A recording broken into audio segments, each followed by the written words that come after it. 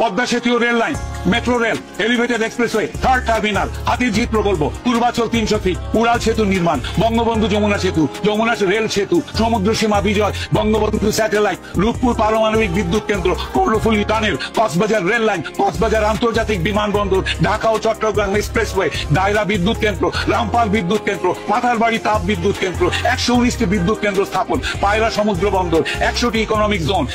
560টি model মসজিদ, 1681টি মাদ্রাসা ভবন নির্মাণ, কওমি মাদ্রাসার স্বীকৃতি, উন্নয়নশীল দেশের উন্নতিকরণ, রোহিঙ্গাদের আশ্রয়দান, সমস্ত দেশকে রেলওয়ের আওতায় আনার উদ্যোগ, ফ্লাইওভার নির্মাণ, মহাসড়কগুলোকে 4, 6 ও 8 লাইনে উন্নীত করা, এশিয়া হাইওয়ে রোড প্রকল্প, ঘরে ঘরে বিদ্যুৎ, ফ্লাইওভার, নদী ভাঙ্গন রোধ, শ্রমিকের মজুর বৃদ্ধি, বয়স্ক ভাতা, মাতৃত্বকালীন ভাতা, বিধবা ভাতা, মুক্তিযোদ্ধা ভাতা, শিক্ষা ভাতা, প্রতিদ্বন্দ্বী ভাতা, স্বামী পরিত্যক্তদের ভাতা, জেলেদের খাদ্য সহায়তা, ইমামদের ভাতা, বাসস্থান, বৈশাখী ভাতা, ডিজি কার্ড, আরো অজস্র। আমার দম কুলাচ্ছে না এতগুলো পড়তে। 15 বছরে যদি এতগুলো কাজ কেউ করে থাকে, তাকে কোন চক্রান্তকারী এই টাকা পাচার করার দেয়? তা সে যদি